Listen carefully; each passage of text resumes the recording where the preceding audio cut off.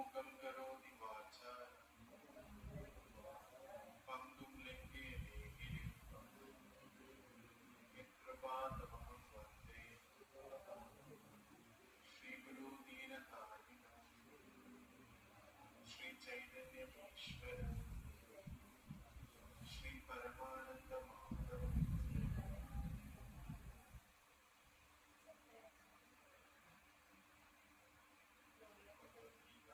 अध्यायं 18 श्लोकं 10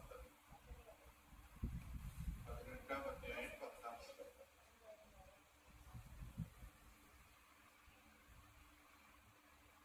न द्वेष्टि अकुशलं कर्म कुशलेनानुषज्यते याति सत्त्वसमाविष्टो मेधावी छिन्न संशया न द्वेष्टि अकुशलं कर्म कुशलेनानुषज्यते याति सत्त्वसमाविष्टो मेधावी छिन्न संशया न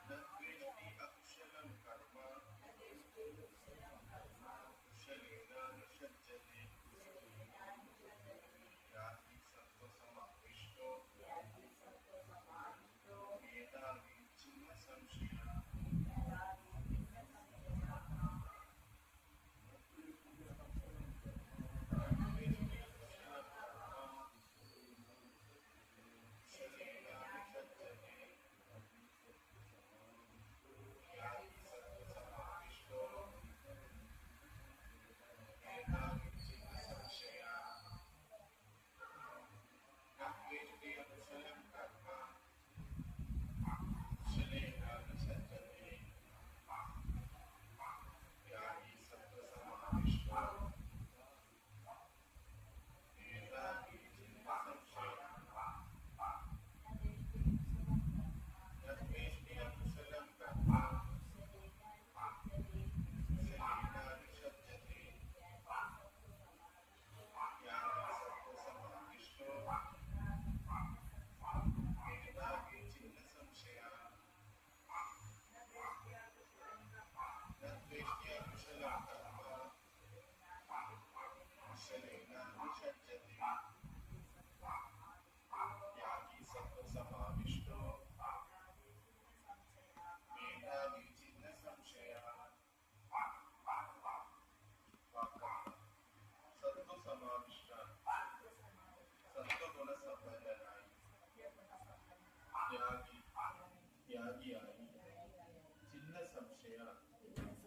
സംശയരഹിതനായ മേധാവി ബുദ്ധിയുക്തൻ അകുശലം അശുഭമായ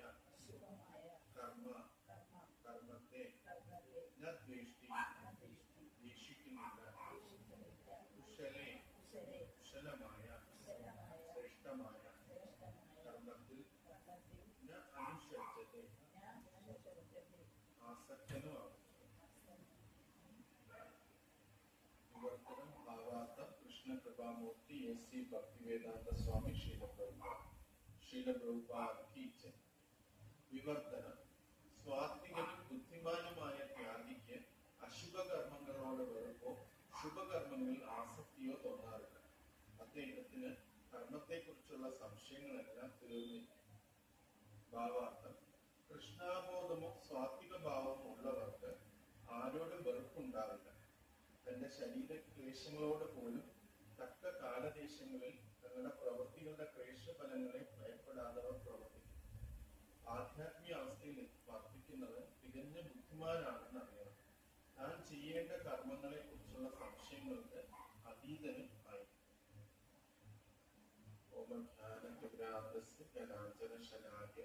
ചക്ഷുരന്മിലിതമേന തസ്മൈ ശ്രീ ഗുരുവേ നമഃ.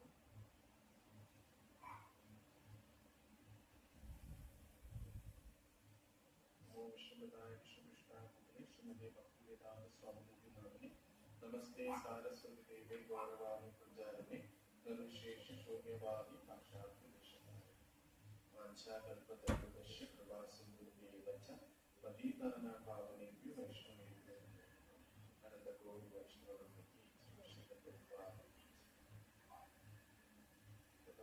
ഭഗവത്ഗീതയുടെ 18-ാം അധ്യായത്തിലാണ് എത്തി നിൽക്കുന്നത്. 18-ാം അധ്യായത്തിലെ 10-ാം ശ്ലോകമാണ് ഇപ്പം നമ്മൾ ചർച്ച ചെയ്യുന്നത്. ഇതിൽ ഭഗവാൻ പറയുന്നത്, സ്വാത്വികനും ബുദ്ധിമാനുമായ ഒരു വ്യക്തിക്ക് നല്ല കർമ്മങ്ങളോ മോശം കർമ്മങ്ങളോ, അതിൽ നല്ല കർമ്മങ്ങളോട് വെറുപ്പോ മോശം കർമ്മങ്ങളോട് ആസക്തിയോ തോന്നാറില്ല. അദ്ദേഹത്തിന് കർമ്മത്തെ കുറിച്ചുള്ള സംശയമെല്ലാം തീർന്നിരിക്കും എന്നാണ് ഭഗവാൻ ഇവിടെ പറയുന്നത്. നമ്മളെ സംബന്ധിച്ചിടത്തോളം ഇത് നല്ലൊരു ശ്ലോകമാണ്. കാരണം നമുക്ക് പല കാര്യങ്ങൾ ചെയ്യുമ്പോഴും നമുക്കതിനകത്ത് ഒരുപാട് സംശയങ്ങൾ ഉണ്ടാവും. ചെയ്യുന്നത് ശരിയാണോ തെറ്റാണോ എന്നൊക്കെയുള്ള സംശയങ്ങൾ ഉണ്ടാവും.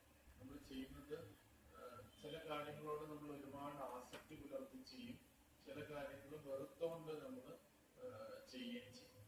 അപ്പം ഇതിനകത്ത് ഭഗവാൻ പറയുന്നത്, അർജുനോട് പറയുന്നത്, അങ്ങനെ ചില കാര്യങ്ങളോട് നമുക്ക് വെറുപ്പും ഉണ്ടാവത്തില്ല, ചില കാര്യങ്ങളോട് ആസക്തിയും ഉണ്ടാവത്തില്ല. നമ്മൾക്ക് കർമ്മത്തെ കുറിച്ചുള്ള എല്ലാ സംശയങ്ങളും തീർന്നിരിക്കും എന്നാണ് ഇവിടെ പറയുന്നത്. ഇതില് നമുക്ക് ഈ സംശയങ്ങളും ബുദ്ധിമുട്ടുകളും ഉണ്ടാവുന്നത് എന്താണെന്ന് അറിഞ്ഞാല് നമുക്ക് ഈ കൃഷ്ണാബോധത്തിൽ അല്ലെങ്കിൽ സ്വാത്വിക ബോധത്തിൽ വന്നു കഴിഞ്ഞാൽ ഇതിൽ നിന്ന് നമുക്ക് മോചനം കിട്ടുമെന്ന് നമുക്ക് മനസ്സിലാക്കാനായിട്ട് പറ്റും. നമ്മള് ഒരു ഉദാഹരണത്തിലൂടെ അത് പറയാൻ ശ്രമിക്കാം. ഇപ്പം നമ്മളൊരു ഭൂമിയിൽ നിൽക്കുകയാണെന്ന് വിചാരിക്കും.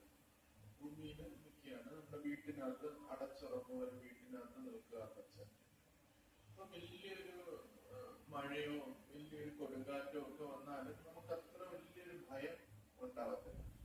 അതിനെ കുറിച്ച് അത്രയും നമ്മൾ വറി ചെയ്യത്തില്ല. പക്ഷെ അതേസമയം നമ്മൾ ഒരു കപ്പലിലാണ് പോകുന്നതെങ്കിൽ വലിയൊരു കൊടുങ്കാറ്റോ മഴയോ ഒക്കെ വരുമ്പോഴത്തേക്കും നമുക്ക് ഭയം ഉണ്ടാവും. കപ്പൽ മറിയുമോ എന്നൊക്കെയുള്ള ഒരു ഭയം ഉണ്ടാവും. കപ്പലിനകത്താണെങ്കിൽ പോലും നമുക്കത് വലിയൊരു ഭയം ഉണ്ടാകും. അപ്പൊ നമ്മളെല്ലാ ജീവജാലങ്ങളും ആത്മാക്കളാണ്, ഈശ്വരനോടൊപ്പം ഇരുന്ന വ്യക്തികളാണ്. നമ്മൾ ആധ്യാത്മിക ലോകത്തിൽ ഈശ്വരനോടൊപ്പം ഇരുന്ന വ്യക്തികളാണ്. അപ്പൊ അങ്ങനെയുള്ള നമ്മളാണ് ഈ ഭൗതിക ലോകത്തിലേക്ക് വന്നിരിക്കുന്നത്.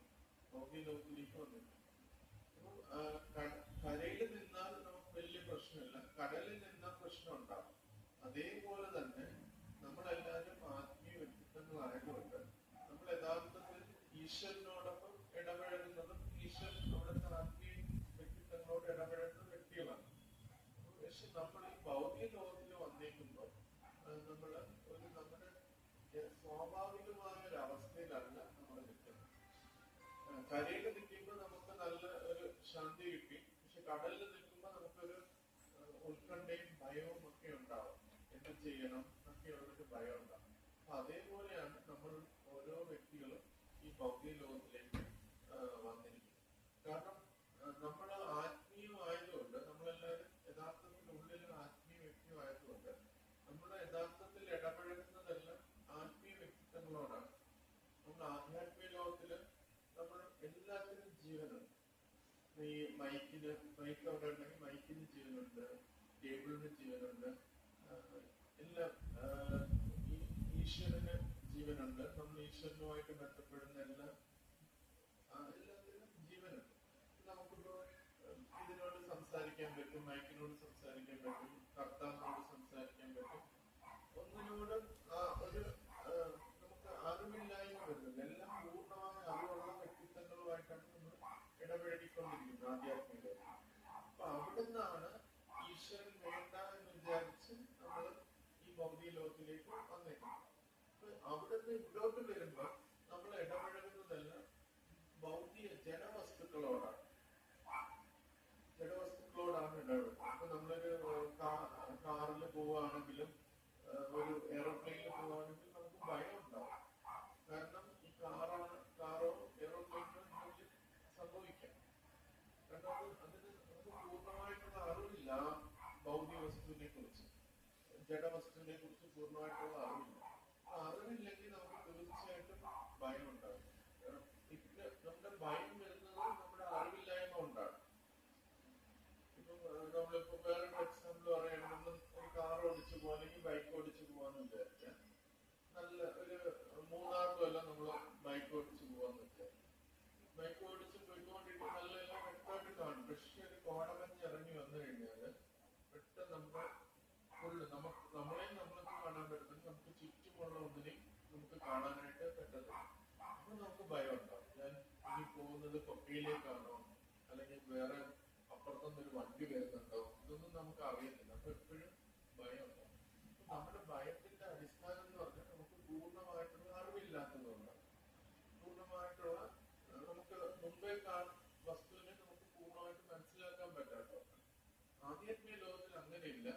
എല്ലാം പൂർണ്ണമായിട്ടുള്ള അറിവുള്ള വ്യക്തികളുമായിട്ടാണ് നമ്മൾ ഇടപെടുന്നത്. ഇനി ഒരു വസ്തുക്കളായിട്ട് ഇടപെടുന്ന വസ്തുക്കൾക്കും ജീവനുണ്ട്. കൃഷ്ണൻ ഒരു കല്ലിന്റെ പുറത്തിരിക്കുന്ന കല്ലിനും ജീവനുണ്ട് ആധ്യാത്മിക ലോകത്തിൽ.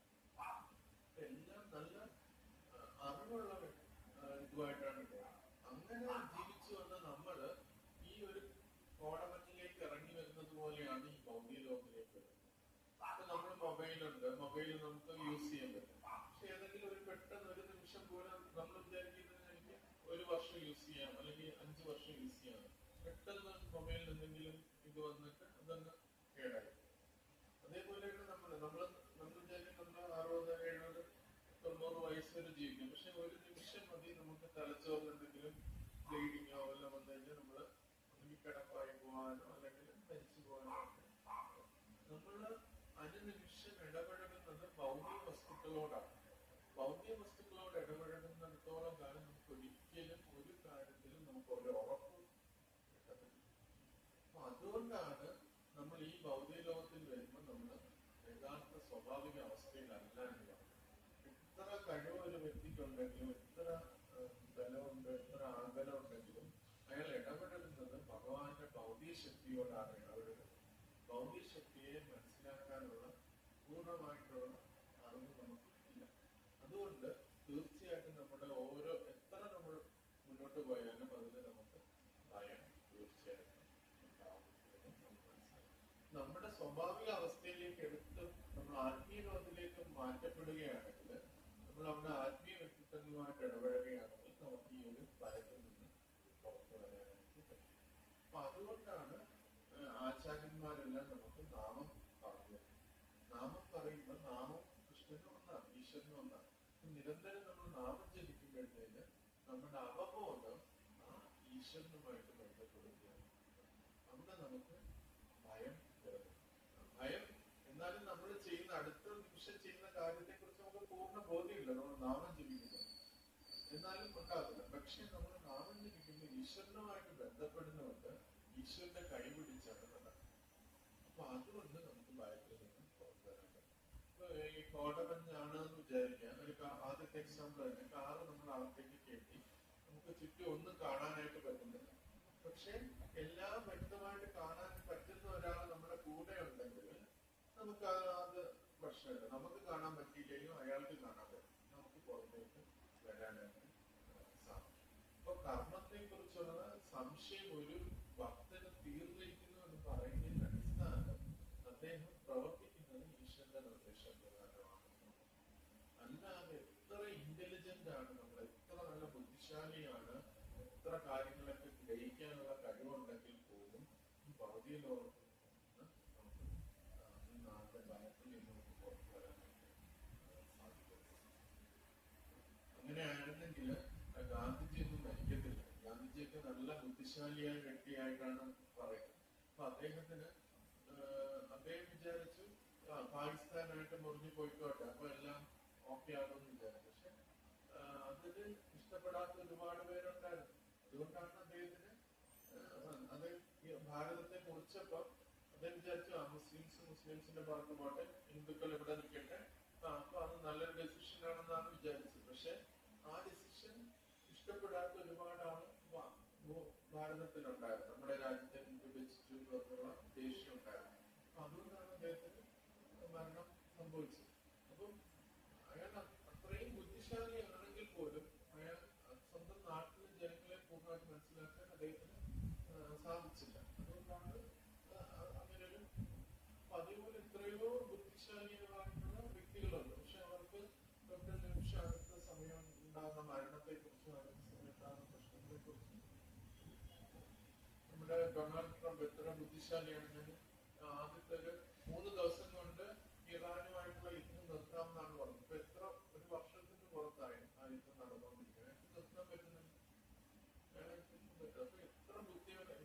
നമ്മളെല്ലാവരും കോൺഫറൻസ് കൂടി ഇരുന്ന് ചർച്ച ചെയ്താൽ പോലും നമുക്ക് ഒരു ഈ ഭൗതിക ലോകത്തിലെ കാര്യങ്ങൾ പൂർണ്ണമായിട്ട് നിയന്ത്രിക്കാനും അതിനെ ചെയ്യാനും സാധിക്കില്ല എന്നുള്ളതാണ്. അത് നമ്മുടെ ആ കഴിവുകേട് നമ്മൾ അക്സെപ്റ്റ് ചെയ്യാനും അത് മനസ്സിലാക്കിയാൽ മാത്രമേ ഇവിടെ ഭഗവാൻ പറയുന്ന ആ ഒരു പോയിന്റ് നമുക്ക് എടുക്കാൻ പറ്റൂ. അങ്ങനെ ഒരു വ്യക്തിക്ക് ഈശ്വരന്റെ നിർദ്ദേശപ്രകാരം പ്രവർത്തിക്കുകയാണെങ്കിൽ അദ്ദേഹത്തിന് പ്രശ്നമില്ല. കാരണം ഈശ്വരനെല്ലാം കാണാനായിട്ട് സാധിക്കുന്നുണ്ട്. ഈശ്വരൻ എല്ലാ കാര്യങ്ങളും വ്യക്തമായിട്ട് അറിയുന്ന ഒരു വ്യക്തിയാണ്. അപ്പൊ അതുകൊണ്ട് ആ വ്യക്തിയുടെ നിർദ്ദേശപ്രകാരം നമ്മൾ പ്രവർത്തിക്കുമ്പോൾ നമുക്ക് പ്രശ്നം വരുന്നത്. അപ്പൊ അതാണ് നമ്മളിവിടെ ഈ ഒരു മെസ്സേജിൽ. അതുകൊണ്ടാണ് അങ്ങനെ ഒരു വ്യക്തിക്ക്, സാത്വികനും ബുദ്ധിമാനുമായ വ്യക്തിക്ക് ഒന്നിനോട് ആസക്തിയോ വിരക്തിയോ തോന്നാറില്ല. അദ്ദേഹത്തിന് കർമ്മത്തെ കുറിച്ചുള്ള കാര്യത്തിലെല്ലാം സംശയമില്ല എന്നാണ് ഇവിടെ പറയാം. ഇപ്പൊ നമുക്ക് ചിലപ്പോൾ നമുക്ക് നാമം ജപിക്കാൻ പറഞ്ഞാൽ നമുക്കത് ചിലപ്പോൾ ഒരു ബുദ്ധിമുട്ടായിട്ട് തോന്നും. പക്ഷെ ഒരു നമ്മുടെ ഡ്യൂട്ടി എന്ന നിലയിൽ നമ്മൾ ചെയ്യണം. ഇത് ഭഗവാൻ പറഞ്ഞിട്ടുണ്ട്, ആചാര്യന്മാര് പറഞ്ഞിട്ടുണ്ട്. അതുകൊണ്ട് ഇതിന്റെ ഒരു ഡ്യൂട്ടി എന്ന നിലയിൽ നമ്മൾ ചെയ്യണം. അത് നമുക്കത് പൂർണ്ണമായിട്ട് മനസ്സിലാക്കി ചെയ്യുന്ന ഒരു ഘട്ടത്തിൽ എത്തുമ്പോഴും പറ്റും. പക്ഷെ ഡ്യൂട്ടി ഇത് ഭഗവാൻ പറഞ്ഞാണ്. ഇന്നത്തെ കുറിച്ച് നമുക്ക് സംശയം വെക്കേണ്ട ആവശ്യമില്ല. കാരണം ഭഗവാനാണ് പറഞ്ഞത്. സതതം കീർത്തയം തോന്നാം, എപ്പോഴും എന്നെ കുറിച്ച് കീർത്തിക്കുമെന്ന് ഭഗവാൻ പറയുന്നു. അത് കേട്ട് നമ്മൾ ചെയ്യുകയാണെങ്കിൽ നമുക്ക് ഇത് ചെയ്ത് വർക്ക് ചെയ്യാതിരിക്കുമോ എന്ന് നമ്മൾ സംശയിക്കേണ്ട ഒരു ആവശ്യമില്ല. നമ്മളത് ഭഗവാൻ പറയുന്നതനുസരിച്ച് നമ്മൾ ചെയ്യുക എന്നുള്ളതാണ്. അപ്പൊ ഇത് ഒരു ഇമ്പോർട്ടന്റ് ആണ് നമ്മളെ സംബന്ധിച്ചിടത്തോളം. അപ്പം നമുക്ക് ഒരു കാര്യത്തിൽ സംശയമില്ലാതെ ഒരു കാര്യം ചെയ്യാൻ പറ്റണമെങ്കിൽ നമ്മൾ ഈശ്വരന്റെ നിർദ്ദേശപ്രകാരം പ്രവർത്തിച്ചാൽ മാത്രമേ സാധിക്കൂ. അപ്പൊ അത് നിർദ്ദേശം എങ്ങനെ വരുന്നതെന്ന് വെച്ചാൽ ഗുരു, സാധു, ശാസ്ത്രം എന്നാണ് നിർദ്ദേശം തരുന്നത്. നമുക്ക് ഭഗവത്ഗീത നമ്മളിപ്പോ പഠിക്കുന്നുണ്ട്. നമുക്ക് ചുറ്റും ഭക്തന്മാരുണ്ട്. നമുക്ക് കറക്റ്റ് ഗൈഡൻസ് ചെയ്യാൻ ആധ്യാത്മിക ഗുരു ഉണ്ടാകും. അപ്പൊ അവരുടെ നിർദ്ദേശപ്രകാരം പ്രവർത്തിക്കുന്നത് നമ്മൾ ഈശ്വരന്റെ നിർദ്ദേശപ്രകാരമാണ് നമ്മൾ പ്രവർത്തിക്കുന്നത്. അപ്പൊ അതിൽ പിന്നെ നമുക്ക് സംശയം വരേണ്ട ഒരു ആവശ്യം ഇല്ല. നമ്മൾ ചെയ്യുന്നത് ശരിയാണോ തെറ്റാണോ, ഞാൻ ആസക്തിയോട് ചെയ്യുന്നു, വെറുത്ത് ചെയ്യുന്നു, അതൊന്നും നമ്മൾ നോക്കേണ്ട ആവശ്യം വരുന്നില്ല. ഇതില്ലെങ്കിൽ നമുക്ക് എപ്പോഴും കൺഫ്യൂസ്ഡ് ആയിരിക്കും. എന്ത് ബുദ്ധിപരമായിട്ട് തീരുമാനം എടുത്താലും നമ്മൾ പൂർണ്ണമായിട്ടും കൺഫ്യൂസ്ഡ് ആയിരിക്കും. നമുക്കത് ഒരു പ്രോപ്പറായിട്ടുള്ള തീരുമാനങ്ങൾ എടുക്കാനായിട്ട് പറ്റുന്നില്ല. കാരണം അത്രയും ശക്തിമത്താണ് ഭൗതികശക്തി. നമ്മുടെ നിസ്സാരമായ ജീവജാലമാണ്.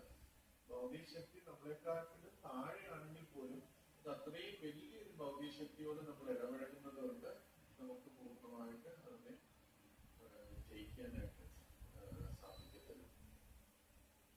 അത് അർജുനനെ സംബന്ധിച്ചിടത്തോളം ഈ ഒരു യുദ്ധത്തിലേക്ക് ഇറങ്ങുക എന്ന് പറഞ്ഞാൽ ഭീഷ്മരും ദ്രോണരും പോലുള്ള മഹാരഥന്മാരോടാണ് അർജുനൻ യുദ്ധം ചെയ്യേണ്ടത്. അപ്പൊ ഏത് അസ്ത്രം അയക്കണം ഇതൊന്നും അർജുനന് ഇവരുടെ കറക്റ്റ് ആയിട്ടുള്ള ഡിസിഷൻ എടുക്കാൻ പറ്റത്തില്ല. അത്രയും ഉന്നതരായിട്ടുള്ള വ്യക്തികളോടാണ് യുദ്ധം ചെയ്യേണ്ടത്. പക്ഷെ ഭഗവാന്റെ നിർദ്ദേശപ്രകാരം ചെയ്തതുകൊണ്ട് അർജുനൻ അതിനകത്ത് വിജയിക്കുക ചെയ്തു. അർജുനൻ അതിനകത്ത് ഞാൻ ഗുരുവിനെ കൊല്ലുന്നതാണല്ലോ, അതുകൊണ്ട് ഞാൻ വെറുപ്പ് ചെയ്യണം എന്ന് തോന്നിയില്ല. അല്ലെങ്കിൽ ഞാൻ യുധിഷ്ഠിരന് വേണ്ടി രാജ്യം ഭരിക്കുകയാണല്ലോ, രാജ്യം മേടിക്കുകയാണല്ലോ എന്ന ആസക്തി അദ്ദേഹത്തിനില്ലായിരുന്നു. വെറുപ്പില്ല, ആസക്തിയില്ല. ഭഗവാന്റെ നിർദ്ദേശം അത് ജസ്റ്റ് പാലിക്കുക എന്നുള്ളതാണ് അർജുനൻ ചെയ്തത്. അതുകൊണ്ട് അർജുനന് സംശയങ്ങളില്ല. താൻ ചെയ്ത പ്രവൃത്തികളെ കുറിച്ച് അർജുനന് സംശയം. അപ്പൊ നമുക്കും നമ്മൾ ചെയ്യുന്ന ഒരു കാര്യം ശരിയായ ഡിസിഷൻ ഡിസിഷനാണോ തെറ്റായ ഡിസിഷനാണോ നമുക്ക് എപ്പോഴും സംശയങ്ങളുണ്ടാവും. പക്ഷെ നമ്മൾ ഭഗവാന്റെ നിർദ്ദേശപ്രകാരം പ്രവർത്തിക്കുകയാണെങ്കിൽ നമ്മൾ അതിന്റെ ഡീറ്റെയിൽസ് അറിഞ്ഞില്ലെങ്കിൽ പോലും, അത് വിജയിക്കുകയോ വിജയിക്കാതിരിക്കുകയോ അറിഞ്ഞില്ലെങ്കിൽ പോലും നമ്മൾ നമുക്ക് സംശയത്തിൽ പുറത്തു. സംശയത്തോടെ നമ്മൾ ചെയ്യുമ്പോൾ ഒരിക്കലും നമുക്ക് സന്തോഷം കിട്ടത്തില്ല. ഒരു കാര്യത്തിൽ നമ്മൾ ചെയ്യുന്നത് ശരിയാണോ തെറ്റാണോ, ചെയ്യണോ വേണ്ടയോ എന്നുള്ള ഡൗട്ടോടുകൂടി നമുക്ക് ചെയ്യുമ്പോൾ ഒരു കാര്യം നമുക്ക് ശരിയായ സന്തോഷത്തിൽ ചെയ്യാനായിട്ട് പറ്റും. സംശയം ഇരിക്കുന്നിടത്തോളം കാലം ഒരിക്കലും നമുക്ക് ഒരു ഇതും ഉണ്ടാകുന്നു. പണ്ട് കുട്ടിയായിരിക്കുമ്പം നമ്മൾ സിൻഡ്രല്ലയുടെ കഥ പറയാറുണ്ട്. അപ്പൊ അതിനകത്ത് അവര് അത്രയും അവരുടെ ശരീരം അത്രയും സോഫ്റ്റ് ആണ്. അപ്പം അതുകൊണ്ട് അവർ ഒരു എന്തോ ചെറിയ ഓർമ്മയാണ്, അവർ ഒരുപാട് 7 മെത്തകൾ ഇങ്ങനെ വെച്ചിട്ട് അതിന്റെ അകത്ത് അടിയിൽ ഒരു ചെറിയൊരു ഗോലിയോ കൊണ്ട് വെച്ചു. എന്നിട്ട് 7 മെത്ത വെച്ചിട്ട് സിൻഡ്രല്ലയൊക്കെ പുറത്തു പോയി കിടക്കുമ്പോഴത്തേക്കും അവർക്ക് അസ്വസ്ഥത, ഉറങ്ങാൻ പറ്റുന്നില്ല. അപ്പൊ അത്രയും മെത്തയുടെ അടിയിലാണ് ഇത് വെച്ചിരിക്കുന്നത്. പക്ഷെ അവരുടെ ബോഡി അത്രയും ഡെലിക്കേറ്റ് ആയതുകൊണ്ട് അവർക്ക് അത് ഒരു അസ്വസ്ഥതയായിട്ട് തോന്നി ഇരിക്കുകയാണ്. അപ്പൊ പിന്നെ അത് മറിച്ച് നോക്കിയപ്പോഴാണ് അതിനകത്തൊരു ഗോലി ഇരിക്കുന്നത്. അതെടുത്തവര് മാറ്റിയത്. ആ കഥ മറ്റുള്ള കുട്ടിയായിരിക്കും പറഞ്ഞെന്ന് ഓർമ്മ. അപ്പൊ അതേപോലെ നമുക്ക് എത്ര നമ്മൾ ബുദ്ധിയുണ്ട്, കഴിവുണ്ട്, ഇന്റലിജൻസ് ഉണ്ട്, പണമുണ്ട്, ബന്ധുജനങ്ങളുണ്ടെങ്കിൽ പോലും ഭൗതിക ലോകത്തിന്റെ ജയിക്കുന്നതിനുള്ള ശക്തി നമുക്ക് ഇല്ല എന്നുള്ളത്. അതുകൊണ്ട് ഭഗവാന്റെ നിർദ്ദേശപ്രകാരം പ്രവർത്തിക്കുന്നതാണ് യോജിതമായിട്ട് ചെയ്യാനുള്ള കാര്യം. നമ്മുടെ ആ ഒരു അഹങ്കാരം മാറ്റി വെച്ചിട്ട് നമ്മൾ നമ്മുടെ നിർദ്ദേശപ്രകാരം പ്രവർത്തിക്കുക എന്നുള്ളതാണ് ചെയ്യണം. അതാണ് ചില രൂപത് ഇവിടെ പറയുന്നത്. ഇവിടെ ബുദ്ധി എന്ന് പറയുമ്പോൾ അങ്ങനെ ഒരാൾ ബുദ്ധിമാൻ എന്ന് പറയുന്നതിന് കാരണം നമ്മൾ ഏറ്റവും ബുദ്ധിമാനായ ആളുടെ കൈ പിടിച്ചിരിക്കുകയാണ് എന്നുള്ളതാണ്. അതാണ് നമ്മുടെ ബുദ്ധി. ഈ കൃഷ്ണാബോധത്തിൽ വരുന്ന നമുക്കൊക്കെ നമ്മുടെ ഐക്യോ ബുദ്ധിയോ നമുക്ക് മറ്റേ പുറത്തുള്ള ആൾക്കാരുടെ അത്രയൊന്നും ഇല്ല. പുറത്തുള്ള ആൾക്കാർ എത്രമാത്രം ബുദ്ധി, ഇപ്പൊ കണക്കൊക്കെ നോക്കുന്ന ആൾക്കാര്, പല പല കഴിവുകളുള്ള ആൾക്കാരൊക്കെ നമുക്ക് കാണാൻ പറ്റും. നല്ലപോലെ പാട്ട് പാടുന്ന ആൾക്കാര്, അവരെ കമ്പയർ ചെയ്യുമ്പോൾ നമുക്ക് അത്രയൊന്നും ഇന്റലിജൻസോ അത്രയുള്ള ഇതൊന്നും ഇല്ല. പക്ഷെ നമ്മളെ ബുദ്ധിമാന്മാരെന്ന് പറയുന്നതിന് കാരണം നമ്മൾ ഏറ്റവും ബുദ്ധിമാനായ വ്യക്തിയെ കൂടെ പിടിച്ചിരിക്കുന്നു എന്നുള്ളത് മാത്രമാണ്. അതിൽ നമ്മള് മറ്റുള്ളവരെക്കാട്ടിലും എക്സാൾട്ടഡ് ആവുന്നത് നമ്മൾ ഭഗവാന്റെ ആശ്രയിക്കുന്നു എന്ന ഒരേ ഒരു കാരണം കൊണ്ടാണ്. അല്ലാതെ നമുക്ക് വേറെ പ്രത്യേകിച്ച് ഗുണഗണങ്ങളോ ഒന്നും. അത് നമ്മൾ അതാണ് നമ്മുടെ ഏക ആശ്രയവും. നമ്മളെല്ലാരും ഭക്തി പരിശീലിക്കുന്നവരാണ്. അപ്പം എന്തുകൊണ്ട് ഭക്തി പരിശീലിക്കണം എന്ന് പറഞ്ഞാൽ നമുക്ക് ഈ സംശയങ്ങളിൽ നിന്ന് പുറത്തു വരാനായിട്ട് സാധിക്കും. എന്താണ് ചെയ്യേണ്ടത്, എന്താണ് ചെയ്തുകൂടാത്തത്, മുന്നോട്ട് പോകുന്നത്, ആ സംശയത്തിൽ നിന്ന് പുറത്തു വരാനുള്ളത്. അപ്പൊ അതിന് നമ്മളെ സഹായിക്കുന്നതാണ് ഭഗവാന്റെ തിരുനാമം. ഭഗവാന്റെ തിരുനാമം ജപിക്കുമ്പോൾ ക്രമേണ ആദ്യം ഒരു ജസ്റ്റ് ഒരു സൗണ്ട് ഇതുപോലെ തോന്നത്തുള്ളൂ. പക്ഷെ നമ്മൾ കുറെ നാള് ജപിച്ച് വരുമ്പോഴത്തേന് ഭഗവാന് ഈ നാമവും തമ്മിൽ വ്യത്യാസമില്ല. ഞാൻ വിളിക്കുമ്പോൾ തന്നെ ഭഗവാൻ കൂടെ ഉണ്ടാവും എന്നുള്ളൊരു ബോധ്യം വരും. അപ്പൊ നമുക്ക് ഈ ഒരാൾ അത്രയും ഉന്നതനായിട്ടൊരു വ്യക്തി നമ്മുടെ കൂടെ ഉണ്ടെങ്കിൽ നമുക്ക് എല്ലാ സംശയങ്ങളിൽ നിന്നും പുറത്തു വരാൻ പറ്റും. സംശയങ്ങളിൽ നിന്ന് പുറത്തു വരാന്ന് വെച്ചാൽ നമ്മളിത് ഒരു കാര്യം മനസ്സിലാക്കിയിട്ട് നമ്മള് പുറത്തു വരാന്നല്ല. നമുക്ക് ആ ഞാൻ ചെയ്യുന്ന കാര്യം ശരിയാണെന്നുള്ള ബോധ്യം ഉണ്ടാവും. ഇപ്പൊ നമ്മളിപ്പോ ലിഫ്റ്റിൽ കയറുമ്പോ ലിഫ്റ്റിന്റെ ആ കമ്പിയൊക്കെ എത്ര ശക്തമാണെന്ന് നമ്മൾ നോക്കുന്നില്ല. നമുക്കൊരു വിശ്വാസമുണ്ട് ലിഫ്റ്റിൽ കയറുമ്പോൾ അതിന്റെ മോളിൽ എത്തിക്കും എന്നുള്ളത്. അപ്പൊ ആ വിശ്വാസം ശരിയായതുകൊണ്ടാണ് ലിഫ്റ്റിൽ കയറുമ്പോൾ നമ്മളെ മോളിലെത്തിക്കും. അപ്പൊ അതേപോലെ നമുക്കിപ്പോ ഓരോ കാര്യങ്ങളും മനസ്സിലാക്കി, ഇപ്പൊ ഒരു ആധ്യാത്മിക ഗുരു ഒക്കെ ഇവിടെ വരുവാണെങ്കിൽ അവര് ഓരോ കാര്യങ്ങൾക്കും അവര് ഒരു വെള്ളം എടുത്ത് കുടിക്കുമ്പോ ആ വെള്ളത്തിൽ ഇങ്ങനെ ഇതുണ്ട്, അതൊന്നും അവർക്ക് മനസ്സിലാക്കാൻ പറ്റുന്നില്ല. പക്ഷെ ഇത് ഞാനിപ്പോ ഈ വെള്ളം കുടിക്കുന്നത് ശരിയാണെന്ന് അവർക്ക് ബോധ്യമുണ്ട്. നമുക്ക് പലപ്പോഴും അതില്ല. അതാണ് നമ്മൾ ഓരോ നമ്മുടെ ഷെഡ്യൂളും ഒക്കെ ഓരോ ദിവസവും മാറ്റിക്കൊണ്ടിരിക്കുന്നു. നമ്മള് കുറെ കാര്യങ്ങൾ കുറെ നാൾ ചെയ്യും, പിന്നെ അത് മാറ്റി വെച്ചിട്ട് വേറെ കാര്യങ്ങൾ ചെയ്യും. അത് ആ മാറ്റാവുന്നൊരു കാരണം നമുക്കൊരു പൂർണ്ണ ബോധ്യം ഇല്ലാത്തതുകൊണ്ട്. അപ്പൊ ഈ ഗുരുവര്യന്മാര് വലിയ ഭക്തന്മാരൊക്കെ അവര് ചെയ്യുന്ന കാര്യം ശരിയാണ്. അതുകൊണ്ട് തന്നെ അവർക്ക് ആ കാര്യം നിരന്തരം ചെയ്യാനായിട്ട് അവർക്കത് മാറ്റി മാറ്റി മാറ്റി ഓരോ ദിവസം മാറ്റേണ്ട ആവശ്യം വരുന്നില്ല. നമുക്കും ആ ഒരു സ്റ്റെഡിനെസ് വരണമെങ്കിൽ നമ്മൾ മനസ്സിലാക്കുന്ന ഭൗതിക ലോകത്തിന് നമ്മുടെ കഴിവുകൊണ്ട് നമുക്ക് ജയിച്ചെടുക്കാനായിട്ട് പറ്റുന്നില്ല. നമുക്ക് ഭഗവാന്റെയും ഭക്തന്മാരുടെയും നിർദ്ദേശപ്രകാരം ചെയ്താൽ പറ്റും എന്നുള്ളത് മനസ്സിലാക്കണം. അത് ജസ്റ്റ് ഫോളോ ചെയ്യാം. ചിലപ്പോൾ എനിക്ക് ഇഷ്ടമുള്ള കാര്യമായിരിക്കും അവർ പറയുന്നത്, എനിക്ക് ഇഷ്ടമില്ലാത്ത കാര്യമായിരിക്കും പറയുന്നത്. പക്ഷെ പറയുന്ന ചെയ്തതുകൊണ്ട് എനിക്ക് നല്ലതേ വരത്തുള്ളൂ എന്നുള്ളത്. അത് ഒരു ഘട്ടം കഴിയുമ്പോൾ നമ്മളത് പെർഫെക്റ്റ് ആയിട്ട് ചെയ്ത് വരുമ്പോഴത്തേക്ക് ഒരു ഘട്ടം കഴിയുമ്പോഴത്തേക്ക് നമുക്ക് നമ്മൾ ഈശ്വരന്റെ അംശമാണെന്ന് പൂർണ്ണമായിട്ട് ബോധ്യം വരും. പിന്നെ നമ്മൾ ആധ്യാത്മിക ലോകത്തിലേക്ക് പോയി കഴിഞ്ഞാൽ പിന്നെ നമുക്കൊരു സംശയത്തിന്റെ കാരണം നമ്മൾ എല്ലാവരോടും ഇടപെടുന്ന എല്ലാം പൂർണ്ണ ബോധ്യമുള്ള വ്യക്തിത്വങ്ങളോടാണ്. നമ്മൾ നാച്ചുറൽ സ്റ്റേറ്റിൽ നമ്മൾ ഒരു മീനിനെ പിടിച്ച് കരയിലിട്ടാൽ എപ്പോഴും എന്ത് ചെയ്താലും അതിന് തൃപ്തി വരത്തില്ല. ആ മീനിനെ പിടിച്ച് വെള്ളത്തിലിട്ടാൽ അത് നല്ല സന്തോഷമാവും. നമ്മളെല്ലാവരും കരയിൽ കിടക്കുന്ന മീനാണ് ഇപ്പം ഈ ഭൗതിക ലോകത്തില് ഭൗതിക ശക്തിയിൽ വിട്ടുകിടക്കുന്ന വ്യക്തിത്വങ്ങളാണ്. അപ്പൊ നമ്മൾ ഇവിടെ എന്തെല്ലാം ഭൗതിക ശക്തി ജയിക്കാൻ ശ്രമിച്ചാലും നമുക്ക് തൃപ്തി വരത്തില്ല. നമ്മള് ഞാനിപ്പോ കരയിലാണ് കിടക്കുന്നത്, ഈ ഒരു സ്ഥലത്താണ് കിടക്കുന്നത്, കുറച്ച് മാറിക്കിടന്നാലും അവിടെ വെള്ളത്തിലല്ല നമ്മൾ കിടക്കുന്നത്. അപ്പൊ നമുക്ക് തൃപ്തി വരത്തില്ല. വെള്ളത്തിലോട്ട് പോയാൽ നമുക്ക് തൃപ്തി വരത്തില്ല. വെള്ളം എന്ന് പറഞ്ഞാൽ ഭഗവാനാണ്. അപ്പൊ ഭഗവാൻ അറ്റ്ലീസ്റ്റ് നമ്മൾ ഇവിടെ ഈ ലോകത്തിൽ പോകുമ്പോഴെങ്കിൽ നമ്മൾ ഭഗവാന്റെ നിർദ്ദേശപ്രകാരം പോകുന്നതാണ് നല്ലത്.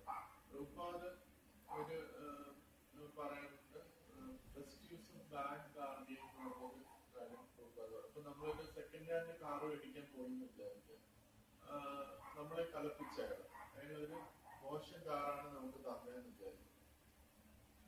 നമ്മുടെ കയ്യിൽ ആ മോശം കാറാണുള്ളത്, പക്ഷെ നമുക്കിനി അത് തിരിച്ചു കൊടുക്കാനോ ആർക്കും കൊടുക്കാനും പറ്റുന്നില്ല. അപ്പൊ നമ്മൾ എന്ത് ചെയ്യും, ആ കാറിന് നമ്മുടെ ഉപയോഗത്തിന് ഏറ്റവും ബെസ്റ്റ് ആയിട്ട് എങ്ങനെ ഉപയോഗിക്കാമെന്ന് ഉപയോഗിച്ചു തരും. അതാണ് നമ്മൾ ചെയ്യേണ്ടത്. നമ്മുടെ കയ്യിൽ കിട്ടിയ കാറ് ഇനി നമുക്ക് തിരിച്ചു കൊടുക്കാനൊന്നും പറ്റത്തില്ല. അപ്പൊ അതേപോലെ നമ്മളെല്ലാവരും ഭൗതികത്തിൽ പെട്ടുപോയി, നമ്മളിവിടെ വന്നുപോയി. ഇനി ഇതിനെ ബെസ്റ്റ് ആയിട്ട് യൂസ് ചെയ്ത് നമ്മൾ തിരിച്ചു ഭഗവാന്റെ അടുത്തേക്ക് പോകാന്നുള്ളതാണ് അല്ലാതെ ഒരുപാട് ആഗ്രഹങ്ങൾ വെച്ച് ഭൗതിക ലോകത്തിന് നമുക്കൊരു വലിയൊരു കോടീശ്വരനാകാമെന്നോ ഇങ്ങനെയൊക്കെ ആഗ്രഹം വെച്ച് നമ്മൾ ചിലപ്പോൾ ജീവിച്ചേക്കാം. പക്ഷെ അത് ചിലപ്പോൾ നമ്മൾ ആവത്തില്ല, ഈ ജന്മം കൊണ്ട് നമ്മൾ ആവത്തില്ല. അപ്പം ആ ഒരു ലക്ഷ്യങ്ങൾ വെച്ചിട്ടൊന്നും നമ്മൾ പോകേണ്ട ആവശ്യമില്ല. നമുക്ക് കിട്ടി, ഉള്ളതൊക്കെ നമുക്ക് കിട്ടിയിട്ടുണ്ട്, അത് വെച്ച് ഞാൻ ഈ ജന്മം കഴിഞ്ഞ് ഞാൻ തിരിച്ച് ഭഗവാന്റെ അടുത്ത് പോകുന്ന രീതിയിൽ നമ്മൾ അതിനെ ബെസ്റ്റായിട്ട് യൂട്ടിലൈസ് ചെയ്യണം. ഭഗവാന്റെ നിർദ്ദേശം, ഗുരുവിന്റെയും വൈഷ്ണവത്തെയൊക്കെ നിർദ്ദേശങ്ങൾ അവരെല്ലാം നമുക്ക് പറഞ്ഞു തരുന്നത് നാമം ജപിക്കാനാണ്. അറ്റ്ലീസ്റ്റ് നമ്മൾ നാമം ജപിക്കും. നമ്മൾ ഫ്രീ ടൈം കിട്ടുമ്പോഴും ഒക്കെ ജപിക്കും. ക്രമേണ നമുക്ക് ആ നാമജപത്തിൽ നല്ല രീതിയിൽ പെർഫെക്ഷനിലേക്ക് വരാനും നമുക്ക് പരിപൂർണതയിലേക്ക് എത്താനും സാധിക്കും. അതാണ് നമുക്ക് ഇന്നത്തെ ഒരു ലോകത്തില് ഉള്ള എന്തെങ്കിലും ചോദ്യങ്ങളുണ്ടെങ്കിൽ ഡിപ്പെൻഡന്റും ഇൻഡിപെൻഡന്റും തമ്മിലുള്ള വ്യത്യാസമുണ്ട്. നമ്മൾ ശരിക്കും ആരാണ് ഡിപ്പെൻഡ് ചെയ്യേണ്ടത്, നമ്മൾ അതോടൊപ്പം തന്നെ നമ്മൾ ഇൻഡിപെൻഡൻ്റായി മാറുകയും വേണം. പക്ഷേ ശരിക്കും ആരെയാണ് ഡിപ്പെൻഡ് ചെയ്യുന്നത് എന്നൊരു സംശയം അതൊന്നും. ചോദ്യം എന്ന് പറഞ്ഞാൽ നമ്മള് ഡിപ്പെൻഡന്റും ഇൻഡിപെൻഡന്റുമായിട്ടിരിക്കുക. അപ്പം ഒരേ സമയം തന്നെ പറയും നമ്മളോട് നമ്മുടെ അച്ഛനമ്മമാരൊക്കെ പറയും, നീ എപ്പോഴും ഇൻഡിപെൻഡന്റ് ആയിട്ട് ഇരിക്കണം എന്ന് പറയും.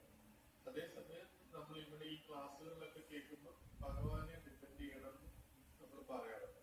അപ്പൊ ഒരേ സമയം നമ്മൾ ഇൻഡിപെൻഡന്റ്, ഒരേ സമയം ഡിപ്പെൻഡന്റ് ആയിട്ടിരിക്കണം എന്ന് പറയുമ്പോൾ അതെങ്ങനെ മനസ്സിലാക്കാമെന്നാണ് പ്രഭു ചോദിച്ചത്.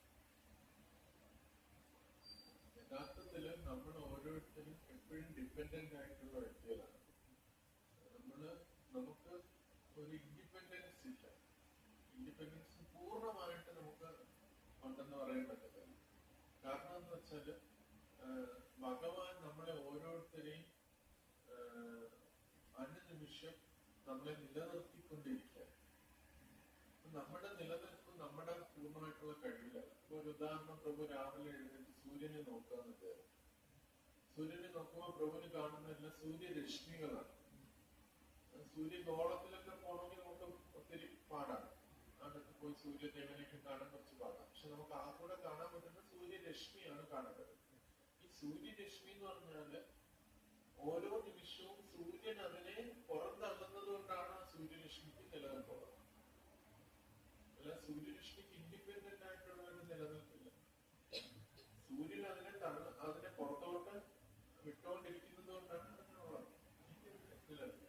അപ്പൊ അതേപോലെ നമ്മുടെ ഓരോ വ്യക്തികളും ഭഗവാൻ നമ്മളെ നിലനിർത്തിക്കൊണ്ടിരിക്കുക. ഭഗവാൻ വേണമെങ്കിൽ നമ്മളെ ഇല്ലാതാക്കാം, ഒരു നിമിഷം മതി നമ്മളെന്ന വ്യക്തിയെ ഇല്ലാതാക്കാം. പക്ഷെ ഭഗവാൻ പറയുന്നത് ഞാനത് ചെയ്യത്തില്ല എന്ന് പറയുന്നത്, എന്നും നിങ്ങൾ എന്റെ കൂടെ ഉണ്ടാകും എന്നുള്ളത് ഭഗവാൻ പറയുന്നുണ്ട്. അതുകൊണ്ട് ഓരോ നിമിഷവും ഭഗവാൻ നമ്മളെ നിലനിർത്തിക്കൊണ്ടിരിക്കുക. അപ്പൊ നമ്മുടെ നിലനിൽപ്പ് ഭഗവാനെ ആശ്രയിച്ചിരിക്കണം. നമ്മൾ എന്നും ഡിപ്പെൻഡന്റ് ആണ്, ഭഗവാനിലും ഡിപ്പെൻഡന്റ് ആണ്. ഭൗതിക ലോകത്തില് നമ്മുടെ അച്ഛനമ്മമാരോട്, നമ്മുടെ ഗുരുക്കന്മാരോട് ഒക്കെ നമ്മൾ ഡിപ്പെൻഡന്റ് ആയിട്ട് ഇരിക്കുകയാണ്. അപ്പം അവിടെ ഇൻഡിപെൻഡന്റ് ആയിട്ട് പ്രവർത്തിക്കണം എന്ന് പറയുന്നതിന് കാരണം, അത് പറയാൻ കാരണം എന്ന് വെച്ചാല് നമ്മള് ഒരു നിർദ്ദേശം എടുത്തിട്ട് അത് ഭഗവാന്റെ നിർദ്ദേശവുമായിട്ട് കമ്പയർ ചെയ്ത് ഭഗവാന്റെ നിർദ്ദേശത്തിനെ ആശ്രയിച്ച് നമ്മള് നമ്മുടെ ഒരു തീരുമാനം എടുക്കും. ഇപ്പൊ പ്രഭുവിന് ഒരു ഉദാഹരണത്തിന്, ഒരു അച്ഛനമ്മ പ്രഭുവിന് ഒരു ലഡുവോ ജിലേബിയോ തരുമെന്ന് വിചാരിച്ചു. അപ്പൊ അവരുടെ കഴിവ്, അവരുടെ സ്നേഹം കൊണ്ട് പ്രഭുവിന് അത് തരുകയാണ്. പക്ഷെ പ്രഭുവിന് നല്ല ഡയബറ്റിക് ഉണ്ടെന്ന് വിചാരിച്ചു. അപ്പൊ പ്രഭു എന്ത് ചെയ്യും? അച്ഛനമ്മ തന്നതാണ്, ശരി, അവരെനിക്ക് തന്നതാണ്, പക്ഷെ എനിക്ക് ഇത് കഴിച്ചു കഴിഞ്ഞാൽ എന്റെ അസുഖം കൂടും എന്ന് പ്രഭു തീരുമാനം എടുത്ത് പ്രഭു അത് ചെയ്യും. അപ്പൊ അതേപോലെ പ്രഭുവിനൊരു പ്രഭുവിന് നിർദ്ദേശം തരും. അപ്പൊ പ്രഭു അത് നോക്കേണ്ടത്, ഇദ്ദേഹം എന്റെ നല്ലതിന് വേണ്ടിയാണ് പറയുന്നത്, ഇദ്ദേഹം പറയുന്ന നിർദ്ദേശം ഭഗവത്ഗീത അനുസരിച്ച് ശരിയാണോ, കൃഷ്ണൻ പറയുന്ന നിർദ്ദേശം അനുസരിച്ച് ശരിയാണോ പറയുന്നത് എന്ന് പ്രഭു നോക്കി. അവിടെയാണ് പ്രഭുവിന്റെ ഇൻഡിപെൻഡൻസ്. അതാണ് കൃഷ്ണനോട് അർജുനോട് പറയുന്നത്, ഞാൻ ഇത്രയും കാര്യം നിന്നോട് പറഞ്ഞു, നീ അത് തീരുമാനിച്ച് നിന്റെ ഇഷ്ടം പോലെ ചെയ്യാനായിട്ടാണ് കൃഷ്ണൻ പറയുന്നത്. നീ ഇത് തന്നെ ചെയ്യണം, വേറൊന്നും ചെയ്യരുതെന്ന് കൃഷ്ണൻ പറയുക. ഉള്ള ചെയ്തിട്ട് പറഞ്ഞു, ഞാൻ എല്ലാ നല്ല കാര്യങ്ങളും നിന്നോട് പറഞ്ഞു തന്നിട്ടുണ്ട്, ഇനി നീ ഇതിനെ കുറിച്ച് ചിന്തിച്ചിട്ട് നീ ചെയ്യുക. അവിടെ വേറെ ഒരു സംശയം അർജുനെ സംബന്ധിച്ച് വരുന്നില്ല, കാരണം കൃഷ്ണൻ തന്നെയാണ് പറഞ്ഞത്. അപ്പം വേറെ അതിനോട് കമ്പയർ ചെയ്ത് നോക്കേണ്ട ആവശ്യമില്ല, അർജുന ചെയ്യുന്ന തന്നെയാണ്. പക്ഷെ നമ്മളെ സംബന്ധിച്ച് നമുക്ക് ചുറ്റുമുള്ളവരെല്ലാം നമുക്ക് ഒരുപാട് ഉപദേശങ്ങളും എല്ലാം തരും. അപ്പം ആ ഉപദേശങ്ങള് ഭഗവാന്റെ ഉപദേശങ്ങളുമായിട്ട് കമ്പയർ ചെയ്ത് നോക്കും, അത് ശരിയാണോ ഫോളോ ചെയ്യും. അതുപോലെ ബാലൻസ് ചെയ്യാൻ പറ്റണം. എപ്പോഴും നമ്മൾ ഡിപ്പെൻഡന്റ് ആണ്. പക്ഷെ മറ്റ് വ്യക്തിത്വങ്ങൾ നമ്മളോട് പറയുന്ന കാര്യങ്ങള് നമ്മളുടെ തീരുമാനത്തിൽ ചെയ്യുക. പക്ഷെ നമ്മൾ എടുക്കുന്ന തീരുമാനം ഭഗവാന്റെ നിർദ്ദേശമായിട്ട് പോകുന്നുണ്ടോ നമ്മൾ നോക്കും. ആ ഡയബറ്റിക്കിന്റെ ഉദാഹരണം, പ്രഭുവിനൊരു ജോലിയുടെ ഓപ്പർച്യൂണിറ്റിയോ, അപ്പൊ ഒരു മാംസക്കടയിലാണ് പ്രഭു ജോലി ചെയ്യുന്നത് വിചാരിച്ചത്. അവിടെ പ്രഭു ഒരാൾ പറഞ്ഞു, നിനക്ക് ഇവിടെ ജോലി ചെയ്യുന്നത് നിനക്ക് പൈസ തരാൻ പറഞ്ഞു. അപ്പൊ പ്രഭു നോക്കേണ്ടത്, ഞാൻ ഇത് ഭഗവാന്റെ നിർദ്ദേശമാണോ പാലിക്കുന്നത്. അവിടെ പ്രഭു അത് ഇൻഡിപെൻഡന്റ് ആയിട്ട് തീരുമാനം. അവിടെ പ്രഭു ഇൻഡിപെൻഡൻസ് യൂസ് ചെയ്യും. അവിടെ അങ്ങനെയാണ് ഇൻഡിപെൻഡൻസ് യൂസ് ചെയ്യുന്നത്. അന്ധമായിട്ടൊന്നിനെയും ഫോളോ ചെയ്യുന്നത്. ഇപ്പൊ കൃഷ്ണ കോൺഷ്യസ് പ്രഭുവിന് ഇത്രയും പറഞ്ഞു തന്നിട്ടുണ്ടെങ്കിൽ പോലും പ്രഭു നോക്കുക, ഈ വ്യക്തികൾ പറയുന്നത് ഭഗവത്ഗീത അനുസരിച്ച് ശരിയാണ്, ശരിയായ കാര്യമാണ് ഈ വ്യക്തികൾ പറഞ്ഞത്, ഈ പ്രഭു അത് ഫോളോ ചെയ്തു. അല്ല, നമ്മള് പ്രഭുവിനെ ഒരു പിടിച്ചിരുത്തിയിട്ട് ചെയ്യണം എന്ന് പറയുന്നില്ല. നമ്മള് ജസ്റ്റ് ക്ലാസ് എടുക്കുന്ന ഭഗവാന്റെ കാര്യങ്ങൾ പറയുന്നത്. അപ്പൊ അത് പ്രഭു നോക്കുക, ഇവര് പറയുന്ന കാര്യങ്ങൾ ഭഗവത്ഗീത അനുസരിച്ച് ശരിയാണെങ്കിൽ ഫോളോ ചെയ്യും. ഭഗവാൻ എന്തായാലും നമ്മൾ എപ്പോഴും ഡിപ്പെൻഡന്റ് ആയിട്ട്, ഭഗവാന്റെ വാക്കുകളെ ഡിപ്പെൻഡന്റ് ആയിട്ട്, ബാക്കിയെല്ലാം നമുക്ക് നോക്കുക എത്രത്തോളം ഭഗവാന്റെ വാക്കുകളുമായിട്ട് പൊരുത്തപ്പെടുന്നുണ്ടെന്ന് നോക്കിയിട്ട് അതനുസരിച്ച് ചെയ്യുന്നുണ്ട്. അപ്പൊ പ്രഭുവിന് ഇൻഡിപെൻഡൻസും ഉണ്ട്, അതേസമയം പ്രഭു എപ്പോഴും ഡിപ്പെൻഡന്റും ആണ്. ബാലൻസ് എന്ന് വെച്ചാൽ പ്രഭു എപ്പോഴും ഭഗവാന് ഡിപ്പെൻഡന്റ് ഉണ്ട്, അതാണ് പ്രഭുവിന്റെ ബാലൻസ്. ഇപ്പൊ പ്രഭു ഭഗവാന്റെയും ഭഗവാന്റെ വാക്കിനെയും മുറുകെ പിടിച്ചു കഴിഞ്ഞാൽ ഒരാൾ പറയുന്ന കാര്യം ശരിയാണോ തെറ്റാണോ ഭഗവാനെ വെച്ച് കമ്പയർ ചെയ്ത് പ്രഭുവിനെ എടുക്കാൻ പറ്റില്ല. അപ്പം ഭൗതികോ എല്ലാവരും ചോദിക്കുന്ന ഒരു ചോദ്യമാണ്, ആത്മീയ ജീവിതവും ഭൗതിക ജീവിതവും എങ്ങനെ ഒരുമിച്ച് കൊണ്ടുപോകാന്നാണ് പറയുന്നത്. അപ്പൊ നമ്മള് ആത്മീയ ജീവിതത്തിന് മുറുകെ പിടിച്ചു കഴിഞ്ഞാൽ അതനുസരിച്ച് ഭൗതിക ജീവിതത്തിൽ നമുക്ക് അഡ്ജസ്റ്റ് ചെയ്യാം. അങ്ങനെയാണ് അപ്പം പ്രഭു മംഗളാരതി എഴുതിക്കണം അല്ലെങ്കിൽ രാവിലെ ജപിക്കണം എന്ന് വെച്ച് കഴിഞ്ഞാൽ പ്രഭുവിന് അതിനനുസരിച്ച് പ്രഭുവിന്റെ വാക്കിനെ അഡ്ജസ്റ്റ് ചെയ്തിട്ട് അത് ചെയ്യും. അപ്പൊ പ്രഭുവിന്റെ വാക്കും സഫർ ചെയ്യത്തില്ല, നമ്മള് ഒരെണ്ണത്തെ മുറുകെ പിടിച്ചാൽ മാത്രമേ മറ്റേതിനെ ബാലൻസ് ചെയ്യാൻ പറ്റൂ. അല്ല രണ്ടിനെയും ചെയ്യാൻ പറ്റും. ഇത് നമ്മള് ആത്മീയ ജീവിതത്തെ മുറുകെ പിടിച്ചാൽ മാത്രമേ നമുക്ക് മറ്റേത് ചെയ്യാൻ പറ്റൂ. എന്നാൽ ആത്മീയ ജീവിതത്തിന്റെ ഒരു നിഴല് മാത്രമാണ് ഭൗതിക ജീവിതം. അടുത്ത ശരീരത്തിൽ ഈ ജോലികളൊന്നും പ്രഭുവിന് കാണത്തില്ല. ഈ ജോലിയോ ചിലപ്പോൾ മനുഷ്യന്റെ ശരീരമായിരിക്കണമെന്നില്ല, മെയിന്റെ ശരീരമായിരിക്കണമെന്നില്ല, അതെല്ലാം വ്യത്യാസപ്പെടും. പക്ഷെ ആത്മീയ ജീവിതത്തിൽ മുറുകെ പിടിച്ചു കഴിഞ്ഞാൽ ചെയ്യുന്ന പ്രവൃത്തിയല്ല, ഈ ജന്മത്തിൽ ചെയ്യുന്ന പ്രവൃത്തിയെല്ലാം കറക്റ്റായിട്ട്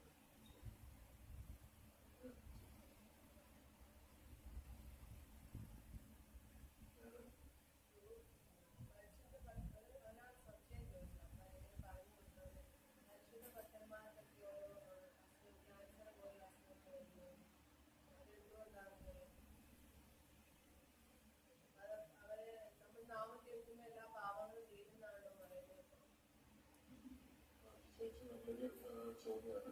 പരിശുദ്ധ ഭക്തന്മാര് അസുഖങ്ങളും എല്ലാം വരാറുണ്ട്, വളരെ വലിയ അസുഖങ്ങളും ഒക്കെ വരാറുണ്ട്. അപ്പൊ അത് എങ്ങനെ നമുക്ക് മനസ്സിലാക്കാം എന്നുള്ളതാണ് ചോദ്യം.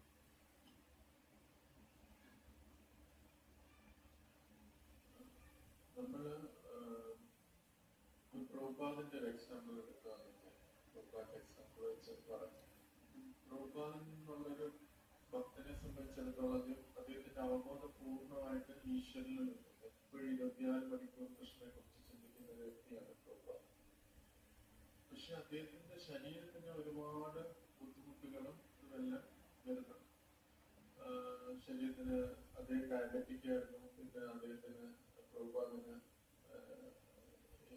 കിഡ്നി ഫെയിലിയർ, അതേപോലത്തെ അവസ്ഥ, അതാണ് കാലൊക്കെ നീരൊക്കെ വന്നത് അവസാന കാലഘട്ടത്തിൽ, അതെല്ലാം ഉണ്ടായി. അപ്പം യൂറിനൊന്നും പോകുന്നില്ലായിരുന്നു, കുറവുണ്ടെന്ന് പറയുന്നത്. അപ്പൊ ആ ഒരു ഘട്ടത്തിലൂടെയൊക്കെ പ്രഭുപാദൻ പോയിട്ടുണ്ട് അവസാന കാലഘട്ടത്തിൽ. അങ്ങനെയാണ് പ്രഭുപാദൻ അവസാനം ഭൂമിക്ക് പോകുന്നത്.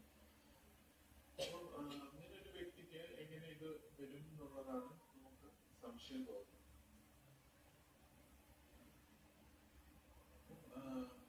അത് നമുക്ക് മനസ്സിലാവുന്നത്, ഒന്ന് നമ്മള് ആ പറയുന്ന വ്യക്തികളോട് പറയണം, ശരീരം എന്തായാലും നശിക്കാനുള്ളൊരു കാര്യമാണ്. അതിന് ഒരു പെർമനന്റ് ആയിട്ട് ആരും ശരീരം ഇതായിട്ട് നിൽക്കില്ല. ഇൻ കേസ് അവസാന നിമിഷം വരെ നല്ല ആരോഗ്യമായിട്ടിരുന്ന വ്യക്തി മരിച്ചാൽ പോലും അയാൾ അവസാനം മരിക്കുന്നുണ്ട്. അപ്പൊ ഈ ശരീരം ഇല്ലാതാവുക എന്നുള്ളത് സ്വാഭാവികമായിട്ടുള്ളൊരു കാര്യമാണ്. അതിപ്പോ പരിശുദ്ധ ഭക്തനായാലും ഒരു സാധാരണ വ്യക്തിയായാലും നമ്മളിപ്പോ ഉപയോഗിച്ചുകൊണ്ടിരിക്കുന്ന ശരീരം ഒരു ദിവസം ഇല്ലാതാവുക തന്നെ ചെയ്യും. അപ്പൊ അതിന് സംശയം. പക്ഷെ ഭഗവാന്റെ അനുഗ്രഹം ആ വ്യക്തിക്ക് വരുന്നത് എന്താണ്, ഒരു പരിശുദ്ധ ഭക്തന് വരുന്നതെന്ന് വെച്ചാല് ആ ശരീരത്തിന് എന്ത് സംഭവിച്ചാലും അദ്ദേഹത്തിന്റെ ബോധത്തിനെ അത് അഫക്ട് ചെയ്യുന്നില്ല എന്നുള്ളതാണ്. അപ്പൊ അദ്ദേഹം പോകുന്ന വഴി അദ്ദേഹത്തിന് ഓക്കെ ആയിരുന്നു. ഒരു പരിശുദ്ധ ഭക്തിന് ഒരു ക്യാൻസർ വന്നാൽ പോലും ആ അവസാന നിമിഷം വരെ അദ്ദേഹത്തിന് ഞാൻ ഭഗവാന്റെ കൂടെ ഞാൻ പോയിക്കൊണ്ടിരിക്കുകയാണ്, അദ്ദേഹത്തിന് അതൊരു തടസ്സം ഉണ്ടാവും, ബുദ്ധിമുട്ട് വരുന്നില്ല എന്നുള്ളത്. അപ്പൊ അതാണ് നമ്മൾ നോക്കേണ്ടതെന്ന് നമ്മൾ അവർക്ക് പറഞ്ഞത്. ശരീരത്തിന് അതെന്തായാലും ഒരു ദിവസം നഷ്ടപ്പെടും, അത് മോശമായി അപ്പൊ ഈ കർമ്മത്തിന്റെ ഫലമായിട്ടാണ് വരുന്നത്, അല്ലെങ്കിൽ ഭഗവാനായിട്ട് തരുന്നതാണോ എന്നൊക്കെ ചോദിച്ചാൽ നമുക്ക് പറയാനായിട്ട് പറ്റില്ല. ചിലപ്പോൾ ആ വ്യക്തിയുടെ കഴിഞ്ഞ ജന്മത്തിന്റെ കർമ്മം അനുസരിച്ചായിരിക്കും ആ വ്യക്തിക്ക് ശരീരത്തിന് അങ്ങനെ ഒരു ബുദ്ധിമുട്ടുണ്ടാവും. പക്ഷെ അത് ആ കർമ്മം അദ്ദേഹത്തിന് ബാധിക്കുന്നില്ല, അത് ശരീരത്തിന് മാത്രമേ ബാധിക്കൂ. അപ്പൊ നമുക്കൊരു കാര്യം നമ്മളെ ബാധിക്കുന്നു എന്ന് പറയുന്നത് നമുക്ക് അതിൽ വേദന ഉണ്ടാവും. നമുക്കത് മാനസികമായിട്ടോ ആത്മാവ് തരത്തിലൊരു വേദന ഉണ്ടാവും. അഫക്റ്റ് ചെയ്യുമ്പോഴാണ് നമ്മളെ ബാധിക്കുന്നത്. ഒരു വ്യക്തി നാമം ജപിച്ചുകൊണ്ട് വരുന്ന, ഡെയിലി നാമം ജപിച്ചുകൊണ്ട് വരുന്ന വ്യക്തിക്ക് ഒരു ശരീരത്തിന് ഒരു അസുഖം വന്നു കഴിഞ്ഞാൽ അത് ആ കർമ്മം അദ്ദേഹത്തെ ബാധിക്കണം എന്നുണ്ടെങ്കിൽ അദ്ദേഹത്തിന്റെ നാമജപം, അദ്ദേഹത്തിന്റെ സേവനവും അല്ലെങ്കിൽ അദ്ദേഹത്തിന് ഭഗവാനുള്ള ഭക്തി നഷ്ടപ്പെടണം. പക്ഷെ അത് ഒരു പരിശുദ്ധ ഭക്തിനെ സംബന്ധിച്ചിടത്തോളം നഷ്ടപ്പെടുത്തില്ല. നമുക്ക് ആ ശരീരത്തിന് ബുദ്ധിമുട്ട് വരുമ്പോൾ നമ്മളെ അത് അഫക്ട് ചെയ്യുന്നത് നമ്മുടെ ശരീരം ധരിക്കുന്നതാണ്. പക്ഷെ ആ പരിശുദ്ധ ഭക്തി ശരീരമായിട്ട് ധരിക്കുന്നില്ല, ശരീരത്തിന് ബാഹ്യമായിട്ടാണ് കരുതുന്നത്. അതുകൊണ്ട് അദ്ദേഹത്തിന് എത്ര ശാരീരികപരമായിട്ട് കർമ്മത്തിന്റെ ഫലമായിട്ടോ അല്ലാതെയോ ഒക്കെ അസുഖം വന്നാൽ പോലും അത് അദ്ദേഹത്തിനെ അഫക്ട് ചെയ്യും.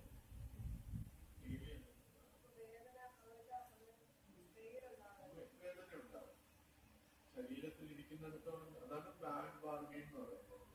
നമ്മളൊരു സെക്കൻഡ് ഹാൻഡ് വണ്ടി മോശമായിട്ട് കിട്ടിക്കഴിഞ്ഞാൽ നമ്മളത് ഓടിച്ച് നമ്മൾ അമ്പലത്തിലൊക്കെ പോകും. പക്ഷെ ഇടയ്ക്ക് അത് നിന്ന് പോകും, ഇടയ്ക്ക് അതിന് ഓയിൽ ഒഴിക്കേണ്ടി വരും, അത് ചെയ്യേണ്ടി വരും, അതെല്ലാം ഉണ്ടാവും.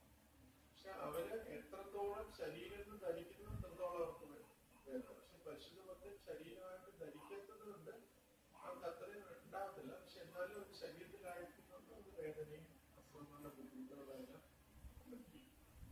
പക്ഷെ അവരുടെ ബോധത്തിനെ അത് അഫക്ട് ചെയ്യും. അതാണ് നമ്മൾ ശ്രദ്ധിക്കേണ്ടത്. നമ്മള് കൃഷ്ണ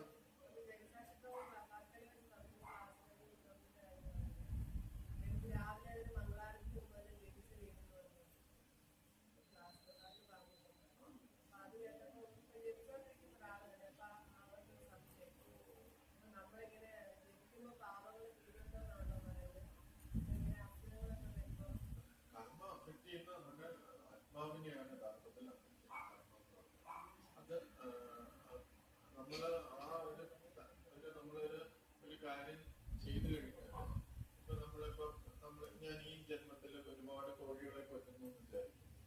അപ്പൊ ആ കർമ്മം അഫക്ട് ചെയ്യുന്ന എന്റെ ആത്മാവിനെയാണ്. അപ്പൊ ആ കർമ്മത്തിന്റെ ഫലമായിട്ട് ആത്മാവ് കോഴിയുടെ ശരീരത്തിൽ പോകേണ്ടി വരും, കോഴിയുടെ ശരീരത്തിലൂടെ പോകേണ്ടി വരും. പക്ഷെ ഞാൻ ഈ ശരീരമാണെന്ന് ധരിക്കാതെ ഞാൻ ഈശ്വരന്റെ കാര്യങ്ങൾ മാത്രം ജീവിച്ചാല് ഈ ശരീരത്തിന് ഇതൊക്കെ സംഭവിക്കും. പക്ഷെ ഞാൻ അടുത്ത ആ ഒരു ശരീരത്തിലേക്ക് പോകേണ്ടി വരത്തില്ല, ആ ഒരു മൃഗത്തിന്റെ ശരീരത്തിലേക്ക് ഞാൻ പോകേണ്ടി വരത്തില്ല. അപ്പൊ കർമ്മം യഥാർത്ഥത്തിൽ ഈ ശരീരത്തോടുകൂടി കർത്തിയൊന്നും ഇല്ലാതാകാൻ തീരുമാനിച്ചു. ആത്മാവിന് മോചനം കിട്ടുവാണ്.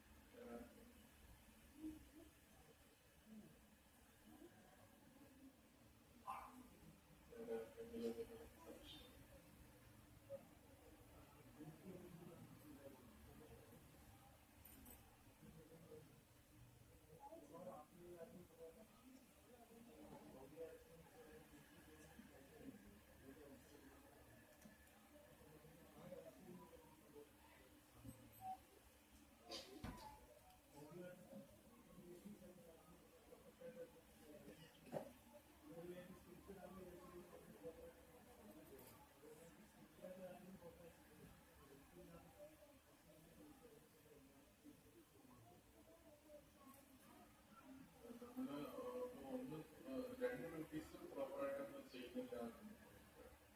നമ്മൾ ആത്മീയ ജോലി ഭൗതിക ജോലി കറക്റ്റായിട്ട് ചെയ്യാത്തൊരവസ്ഥയിൽ എന്താണ് നമുക്ക് സംഭവിക്കുന്നത് എന്നുള്ളതാണ് ചോദ്യം. ഒരു ജോലി ചെയ്യാത്ത ഒരാൾ പോലും ജോലി ചെയ്യുന്നുണ്ട് യഥാർത്ഥത്തിൽ.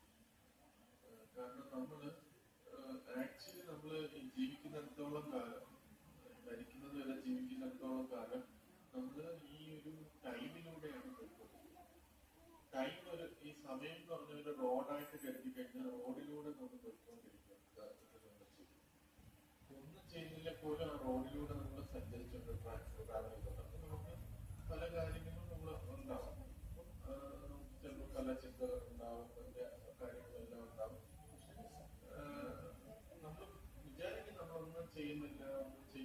ഈശ്വരന് these are time ക്രോസ് ചെയ്തുകൊണ്ടിരിക്കുക. ആ സമയത്തിലൂടെ നമ്മൾ പോയിക്കൊണ്ടിരിക്കുകയാണ്. ഒന്നും ചെയ്യാത്തൊരു വ്യക്തി പോലും ഒരു പ്രവൃത്തി ചെയ്യുന്നുണ്ട് ആ സമയത്തിന് ക്രോസ് ചെയ്തുകൊണ്ടിരിക്കുക. അപ്പൊ ആ രീതിയിൽ നോക്കിക്കഴിഞ്ഞാൽ ചെയ്യും. അപ്പൊ അതെങ്കിലും നമ്മൾ ഭഗവാന് വേണ്ടി ഒന്നും ചെയ്യാൻ പറ്റിയില്ലെങ്കിൽ ഭഗവാനെ കുറിച്ച് ഓർക്കുക, ഭഗവാനെ കുറിച്ച് സ്മരിക്കുക. ഞാനൊരു ലെക്ചറില് കേട്ടപ്പോ ഒരു അമേസിങ് സെന്റൻസ് ഞാൻ കേട്ടു. അത് വിശദമായിട്ട് പറയാമെന്ന് അറിയില്ല.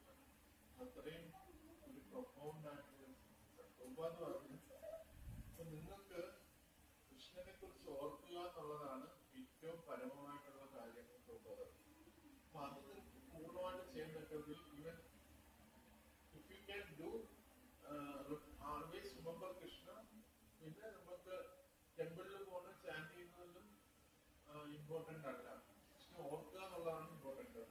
പക്ഷെ എന്നിട്ട് അടുത്ത സെന്റൻസിൽ പ്രഭുപാദ് പറഞ്ഞു, പക്ഷെ അമ്പലത്തിൽ പോകുന്നത് ചാൻഡ് ചെയ്യുന്നത് നിങ്ങൾക്ക് കൃഷ്ണ ഓർക്കാൻ ഹെൽപ്പ് ചെയ്യും, അതുകൊണ്ട് നമ്മൾ അത് സ്വീകരിക്കും. അങ്ങനെയാണ് പ്രഭുപാദ് ഏറ്റവും അൾട്ടിമേറ്റ് ആയിട്ടുള്ള ഒരു കാര്യം അങ്ങനെ ഓർക്കുക എന്നുള്ളതാണ്. ഇതിനെ ഹെൽപ്പ് ചെയ്യാനാണ് നമ്മുടെ ജപവും ക്ഷേത്രത്തിൽ പോകുന്നത്. നിരന്തരം ഭഗവാൻ ഓർക്കുക എന്നുള്ളതാണ് ഏറ്റവും അൾട്ടിമേറ്റ് ആയിട്ടുള്ളത്. അത് ചെയ്യാൻ പറ്റും, അത് മാത്രം നമ്മൾ ശ്രദ്ധിക്കും.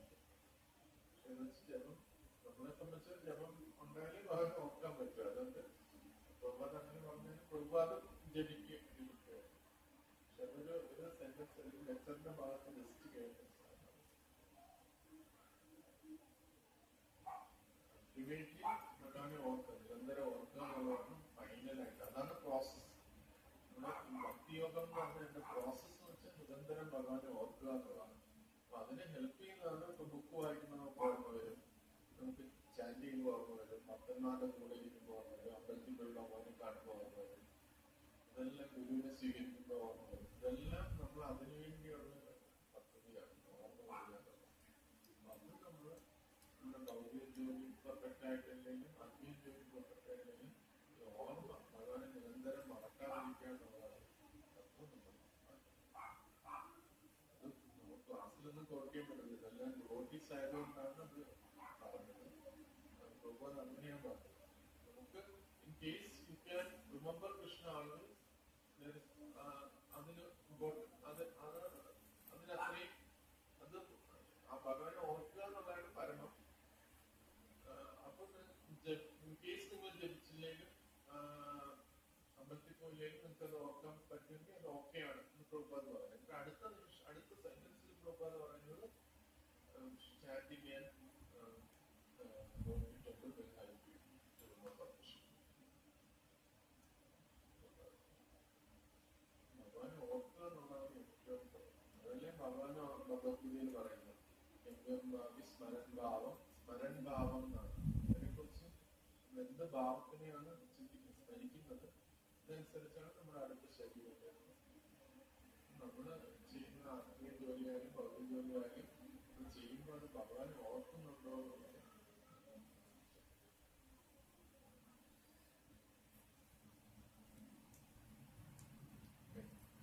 ഓക്കെ. ഭഗവത്ഗീത കീ ജയ്, ശ്രീല പ്രഭുപാദ് കീ ജയ്. നമുക്ക് പ്രസാദം